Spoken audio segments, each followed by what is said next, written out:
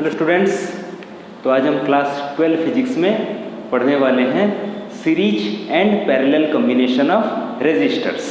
ठीक है, series and parallel combination of resistor. तो सबसे पहले सीरीज कॉम्बिनेशन की बात करते हैं। हम ऑलरेडी पढ़ चुके हैं कैपेसिटर्स के केस में सीरीज और पैरेलल कॉम्बिनेशन, और वहाँ पे हम देखे थे नेट कैपेसिटेंस के लिए क्या फॉर्मूला मिलता है।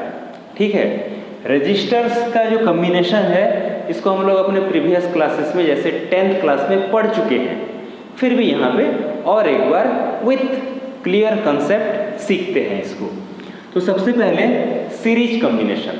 ठीक है, तो अगर डिफरेंट रेजिस्टर्स कुछ ऐसे कनेक्टेड हैं, ये रेजिस्टर, ये 3 रेजिस्टर यहाँ पे कनेक्टेड हैं with supply of a source. ठीक है, एक बैटरी या सेल यहाँ पे अप्लाई कर दिए, तो R1, R2, R3 3 रेजिस्टर्स हैं। तो यहाँ पे ये सीरीज कनेक्शन मतलब एंड टू एंड कनेक्शन है। ये सीरीज कनेक्शन मतलब एंड टू एंड कनेक्शन होता है। तो यहाँ पे एक बैटरी से कनेक्ट कर दिए, सीरीज कनेक्शन। सपोज इस बैटरी का पोटेंशियल डिफरेंस इस सप्लाई करेगा V, potential difference V amount का ये सप्लाई करेगा। एक्चुअली में बैटरी के अंदर और सेल के अंदर अपना भी रेजिस्टेंस होता है। जब पढ़ेंगे इलेक्ट्रिक सेल तो तब देखेंगे, यहाँ पे उसको कंसिडर नहीं किया जा रहा है, ये इसको पोटेंशियल डिफरेंस V सप्लाई कर रहा है। ठीक है, तो होगा क्या, ये V अमाउंट का पोटेंशियल डिफरेंस, अब यहाँ पे सपोज करंट I फ्लो करना स्टार्ट किया सीरीज, ये कंसेप्ट है। अगर यहाँ से I अमाउंट ऑफ करंट निकला है तो हर एक रेजिस्टर पे I अमाउंट का करंट फ्लो करेगा और फाइनली I यहाँ पे आएगा। ठीक है, सभी पे I अमाउंट का करंट। तो सीरीज कॉम्बिनेशन में इसको याद रखना है, सीरीज कॉम्बिनेशन ऑफ रेजिस्टर्स में करंट का अमाउंट हर एक रेजिस्टर पे सेम होता है। ठीक है, करंट का अमाउंट हर एक रेजिस्टर पे सेम होता है। तो यहाँ तो सिंपल सा एक सर्किट है। अगर कॉम्प्लिकेटेड होता तो शायद ये I के साथ यहाँ पे इक्वल ना भी हो, वो अलग बात है। जब कॉम्बिनेशन का क्वेश्चंस करेंगे तो देखेंगे। यहाँ पे जितना करंट निकला इसमें भी वही करंट जाएगा, इसमें भी वही करंट, इसमें भी वही I करंट, और फाइनली नेगेटिव टर्मिनल में I करंट ही आएगा। क्लियर है ये बात? तो सीरीज कॉम्बिनेशन में करंट सेम है। अब करंट सेम है I, R1, R2, R3, तो ओम्स लॉ के हिसाब से V इक्वल टू क्या होता है, V इक्वल टू IR होता है। इसको अगर अप्लाई करें तो हर जगह पे अलग अलग पोटेंशियल डिफरेंस होगा। सपोज इस पे V1 है, इस पे V2 और इस पे V3, अलग अलग पोटेंशियल डिफरेंस होगा, क्योंकि R1, R2, R3 ये अलग है, I भले ही सेम है, इसलिए पोटेंशियल डिफरेंस तो अलग अलग होगा। और वो पोटेंशियल डिफरेंस होगा, तीनों पोटेंशियल डिफरेंस को अगर ऐड करें तो बैटरी जो सप्लाई कर रहा है पोटेंशियल डिफरेंस जो प्रोवाइड कर रहा है सर्किट को, उसके साथ इक्वल होगा। तो इसी से ही V1, V2, V3 बन रहा है। ठीक है ये बात? तो दैट इम्प्लाइज, अच्छा ये V क्या है, पूरे सर्किट में पोटेंशियल डिफरेंस, पूरे सर्किट में पोटेंशियल डिफरेंस है V। अगर इस पूरे सर्किट का नेट रेजिस्टेंस R है, इसको हमें निकालना है, इक्विवेलेंट रेजिस्टेंस और नेट रेजिस्टेंस, ये है R। करंट कितना जा रहा है I, मतलब R इंटू I करेंगे तो V मिलेगा ओम्स लॉ से। That is equal to V1 की जगह पे लिख सकते हैं R1I, V2 की जगह पे R2I, V3 की जगह पे R3I। तो देखो I कैंसिल हो गया, नेट रेजिस्टेंस और equivalent resistance equal to R1 plus R2 plus R3।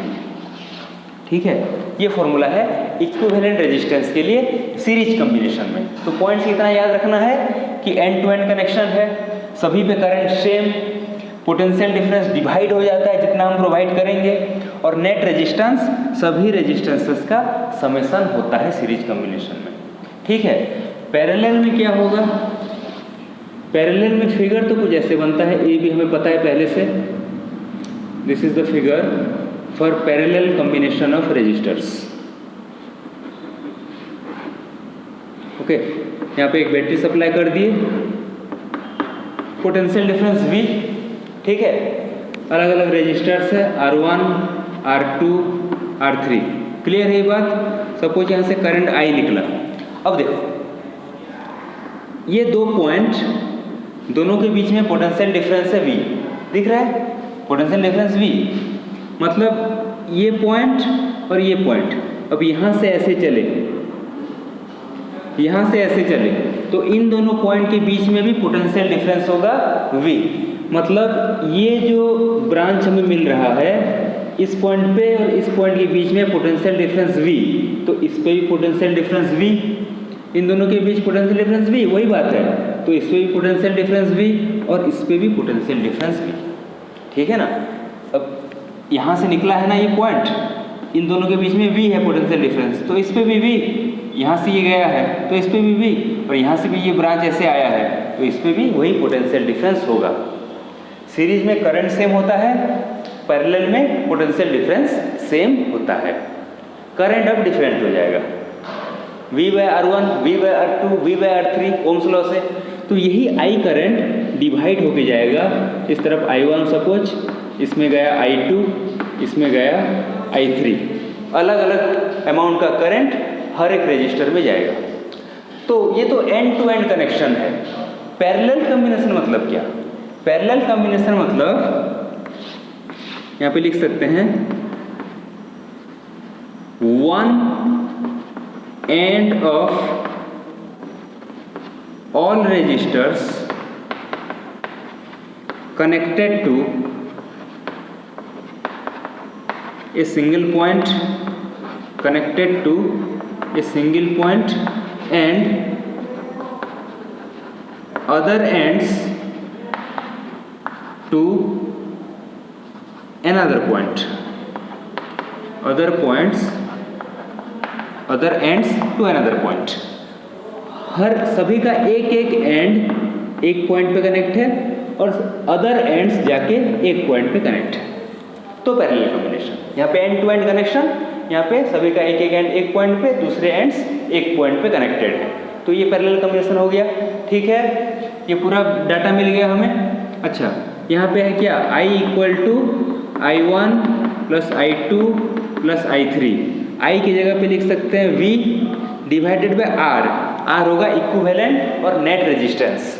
I1 की जगह पे V/R1 दिख रहा है, ये होगा V/R2, ये होगा V/R3।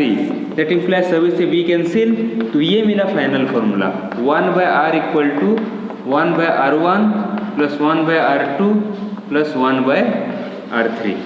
तो पैरेलल कॉम्बिनेशन में नेट रेजिस्टेंस के लिए this is the formula, net और equivalent resistance 1/R = this much series में डायरेक्टली ऐड होता है। तो डिफरेंसेस समझ में आ रहा है। यहाँ पे करंट सेम, वहाँ पे पोटेंशियल डिफरेंस सेम। यहाँ पे पोटेंशियल डिफरेंस डिवाइड हो जाता है, वहाँ पे करंट डिवाइड हो जाता है, और नेट रेजिस्टेंस का ये है फॉर्मूला। ठीक है, तो ये सीरीज और पैरेलल कॉम्बिनेशन, नेट रेजिस्टेंस का फॉर्मूला। तो इस कॉम्बिनेशन से रिलेटेड और मिक्स कॉम्बिनेशन से रिलेटेड कुछ नेटवर्क सर्किट वाले प्रॉब्लम्स नेक्स्ट क्लास में डिस्कस करेंगे। ठीक है, थैंक यू।